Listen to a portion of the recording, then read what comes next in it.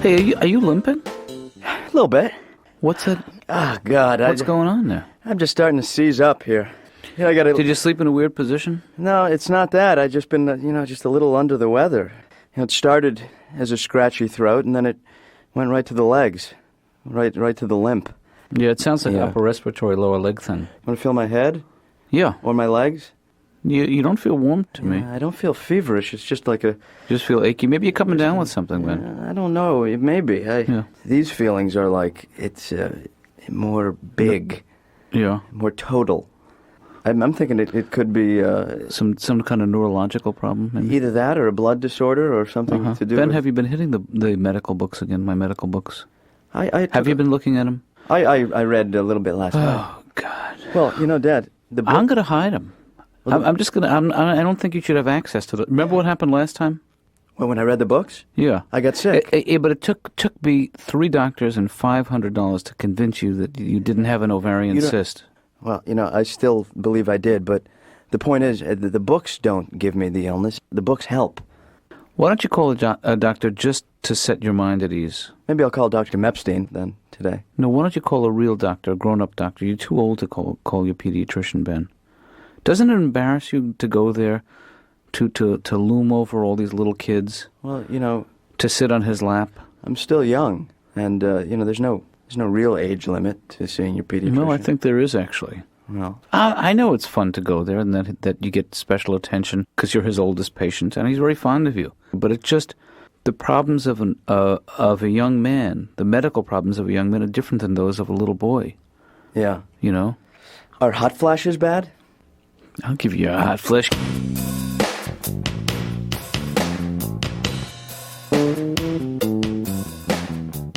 Hi, Laura.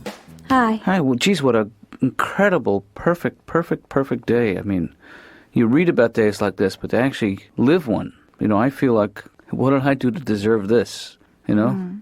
Back to school weather. I feel like a schoolboy, with my knickers and. That's obscene. Just running to play ball, catch up with the school bus, the convergence of death and renewal. The changing of the colors of the leaves. All right, already. Okay, I had a little coffee. That's all I'm saying. I feel pretty good about myself. I noticed. Wow, how are you doing? Fine. Yeah, but you have to admit, it's a beautiful, beautiful day out there. Okay, no more coffee for you, right? Okay, You're I'm cut done. off. Jeez, will you look? I can't believe this tree, that it's real. It looks like a postcard. I actually see some writing. Oh, look at that. It's just unbelievable. Oh, that's sweet. Yeah. Look at that. What's that? A little bee. We're outside struggling to get in. It's inside struggling to get out. Okay, let's move slowly, and I'll tell you why. Because a sudden movement could be misinterpreted by your new friend. Okay, so I'm going to stay in my office for a while, and when the bee's gone, then tell you what, I'll come in and we can talk about it. You're afraid of bees? Well, it's not so much that I'm afraid of them. I act irrationally around them. I'm concerned I'm going to do something to that bee that we're both going to regret. So I'm overly protective of them, if anything. So, sounds crazy, right? Yeah. But I'm going to my office now. Okay, bye. Bye.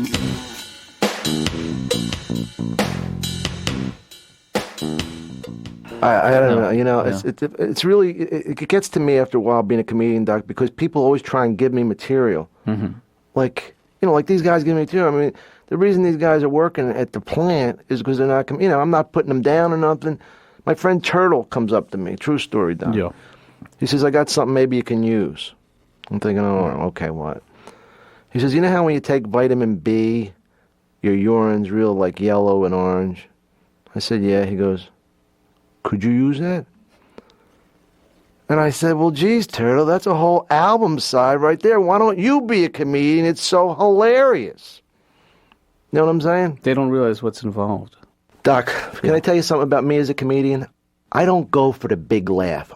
Oh, that's the easy way out. I don't go for the big laugh, the big ha-ha. I go for the nervous titter. I want people to look at me and think, hey, I can do that. You know what I'm saying? Is there a lot of money in that? Well, it's, I'm comfortable. Yeah. Can I tell you why I'm in therapy? Please. For my family. Because they can't afford it. I don't need therapy. I got a lot out the last time I went to a psychiatrist. No, well, she I know is a very fine therapist. Well, yeah. Why did you stop seeing her? She hit me. See, You don't mean literally she hit you? she really waffled me. I mean, she just gave it to me, and I, had to get out of there. That's not right. You shouldn't have to go through that.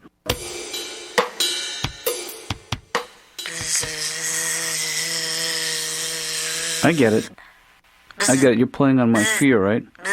Because everyone knows that's the funniest thing you can do is to play into someone's fear. Is this the right time to talk about a raise? Stop it. Baby.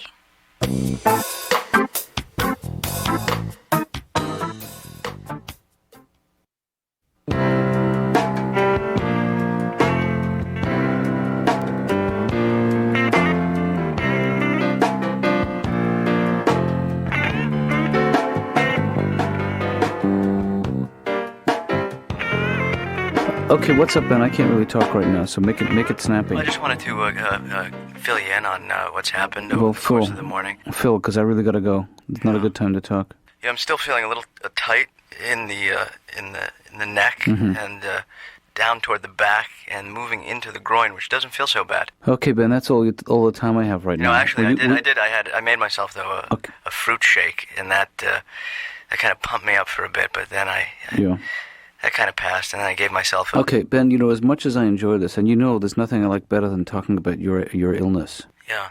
Well, I gotta go. Okay? What? So you've been great. Whoa. I did read an article, though, in a medical journal that...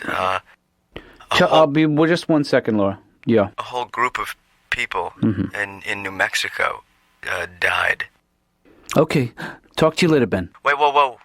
I'm soaking my feet. The next sound you hear is going to be the sound of the dial tone. I don't like that sound. I don't like to hang up on you, but if I will, I have to. All right, I'm hanging up on you. I will then. All right, I have to. I'll hang up. Bye. I hung up. Love you. Love you. I don't like the summer specifically because I have red hair, so I don't really tan. I just kind of burst into flames. That's a talent. And also because everybody's exercising, and I don't exercise, but I don't really have to because I've always been one of those people that I can eat anything I want and I just get really fat. I can eat ice cream and cake all day and I just get huge like a pig. It's not a problem. Well, it's probably your metabolism. I also used to drink, but I stopped drinking, and I think, though, that the only good thing about drinking is that it's educational. Sure. Because every time you get really hammered, you come away with a little piece of wisdom that you never forget thereafter. Last time I got really drunk, I learned that if you ever go Christmas caroling, you should go with like a group of people. Because if you go alone and drunk, it's really not taken the same way. And you should also go around December. That's the time of year you really are expected that. Because if you're out in July and you're naked with a bottle of vodka going, "Jingle bells! You suck!" Most people wouldn't consider that caroling. Have you ever see somebody that you don't know again? Like someone who's a total stranger, but they keep popping up once in a while. Right. Like God is running out of extras in the movie of your life or something. He's starting to reuse people like, "Okay, you be the guy in the bus. But I was just the jogger. Just go, put a hat on. I don't care." I see what you mean. That's how God talks. He has a very booming voice. Okay, so you're heading home now, Laura? Yeah. Yeah, I'm just going to get a couple of things together and head out myself. Let me, Yeah. How's the situation out there? It's fine. Under control? The bee situation? It's still in here. Let me ask you something. Where exactly is the bee in relation to the exit? It's sort of hovering right around the main exit. Yeah. Let me ask you a favor. Yeah? And if you can't do it, I understand. Could you smack the life out of that bee? Just give it a good wallop. You want me to kill for you? You kill for me now, and I'll never ask you to kill again. No. Okay, then let's do it. I actually admire your appreciation for life, and for all living things. But I have a feeling that bee has such contempt for you that you'd get a lot of pleasure just squishing the life out of it.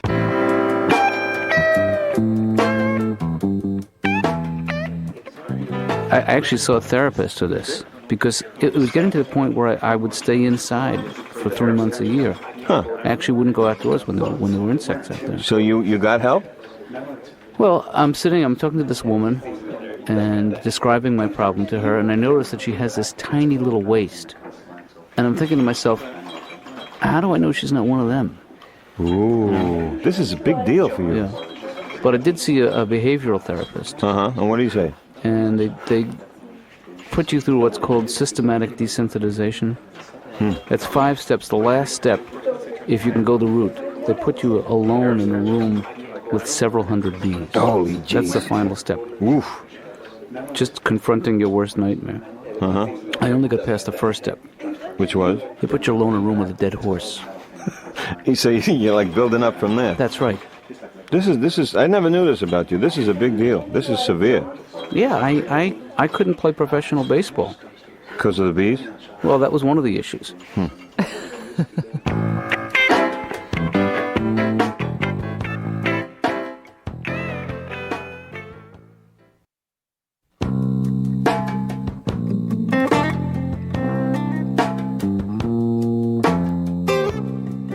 I'm starting to think that maybe these feelings are like, they're possibly genetic. Like it could be something that it was prenatal, or even just after natal. I mean, maybe it's something. Do you ever experience these kind of things? The sensations, the feelings. When I was in pre-med, I went through a period where I kept coming down with stuff. It's called intern's disease. What's that? Well, you read about, you know too much, essentially, is what happens. You become too familiar with all the things that can go wrong medically, and you start developing symptoms. So it is your fault. Yeah, right. You've inherited intern's disease from me. Without having to go to the expensive medical school. Right. Well, then I guess I. You know what you're gonna. Thanks. You know what you're gonna inherit from me, don't you? A whooping. Oh, man, that's what you got coming to you, my friend. Oh, it's about time. But it is amazing what they can do now with the gene splicing. You know, they've taken the head of Gene Autry and attached it to the body of Gene Rayburn. You got to stop. Yeah. Well, no, keep going. They found the gene for shyness. I think I told you that. Oh, really? Yeah, they would have found it years ago. It's hiding behind a couple of other genes. I feel better now.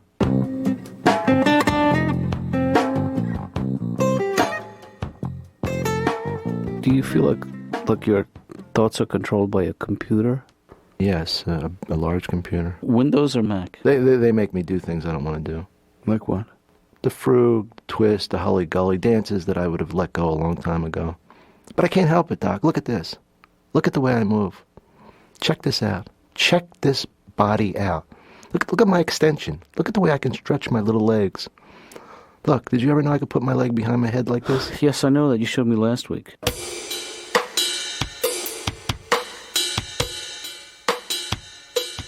You know what? The time I always wanted to live in during the Old West. I always wanted to live in the Old West because life was so simple then. Like you could go into a saloon and just go, give me a glass of beer and a bottle of whiskey and a room for a week and a steak dinner and a shave and a haircut and a bath and some new clothes and a hat and some boots and some oats from a horse. And here, keep the change. Bing! And I don't want to put words in your mouth, but what I hear you saying is that you wish that the transactions between men and women were simpler, were more logical. Oh, definitely. Yeah, because, I don't know, I find that if you go up to a woman, when you go up to a woman and ask her out and she says no, you never know how to walk away afterwards. Mm-hmm. Like there's this awkward moment, because they don't give you like a nice outline, like no, and you should go over there now, or something. You know, you go up, you're like, hey, Lisa, listen, I don't know, we don't know each other that well, but you want to go out or something? Oh, that's very nice. No. Oh, what do you have, like a boyfriend or something? No. Oh. Oh, yeah, well,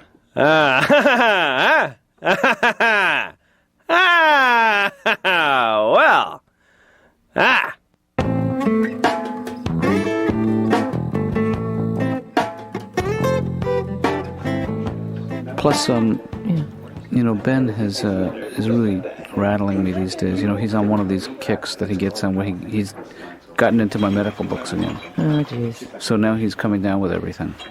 Oh, I don't think this is very healthy of him to do this. It sounds like he needs to do something else with his time. Absolutely. I've been saying this for years. I can't find something. Maybe he needs a hobby. He's got a hobby. What's his hobby? Looking for tumors. Yeah, that's not a very good hobby. I think one of the problems is that I'm not the kind of dad who exposes him to a lot of things, like sports or camping or anything like that. Well, why don't you do that then? Well, because you know how I feel about the outdoors. I'm really not crazy about nature and, bugs and stuff.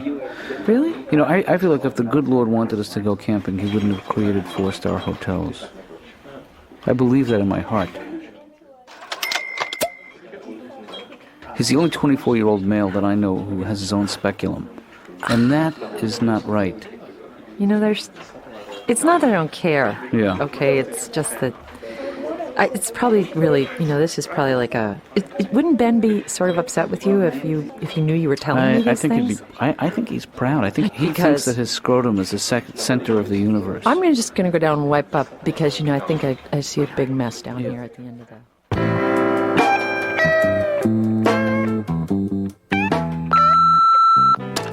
Look, I'm not much for words, poetry, or anything, but maybe this interpretive dance and this little ditty will help you know how I really feel about you. Dr. Katz, I think I'm falling hard for Dr. Katz. And even though I know that it ain't right, every night it's me and him in my dreams. In my dreams. Dr. Katz, the world moves much too fast for Dr. Katz.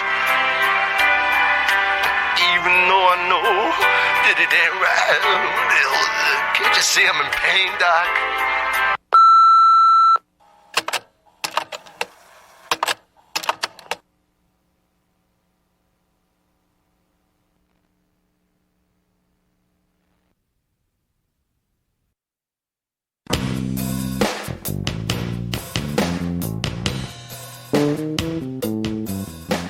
So what did the doctor say? Well, he said that everything checked out okay. Mm-hmm. The blood work looked good. Mm-hmm. Everything was solid. He said I need to lose a little weight and be a little more active. Right. And I said no. Well, you got to be firm. You don't want this guy running your life. I got to draw the line. Sure. Yeah. But he did say a couple of good things. But I was wondering if there's a history of SIDS in our family. Is that possible? No, it's not possible. Do you even know what SIDS stands for? I don't know. It stands for Sudden Infant Death Syndrome, Ben. Uh-huh. They used to call it crib death. Yeah, that sounds horrible. Yeah. Well, so what do you think, like a guy like me, what are the chances? Ben, Sudden Infant Death Syndrome. What if it's not so sudden? Gradual infant death syndrome. Yeah. You have grids.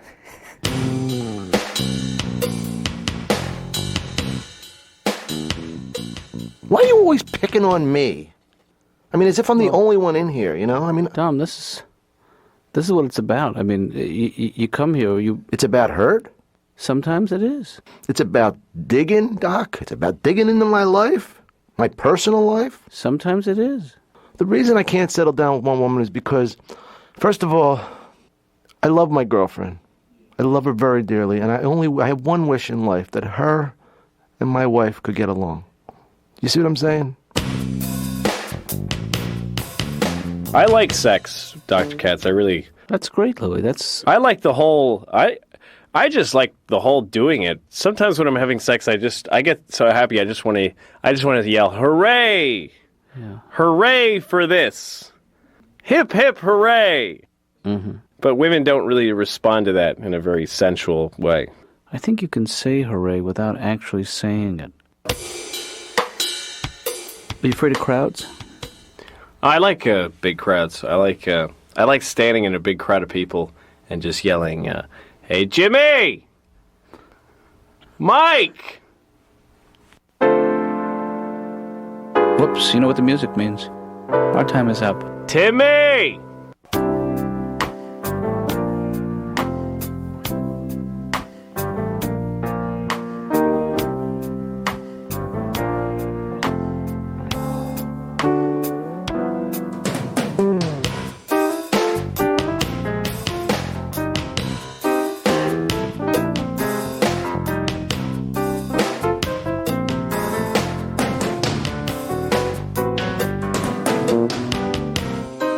Bye.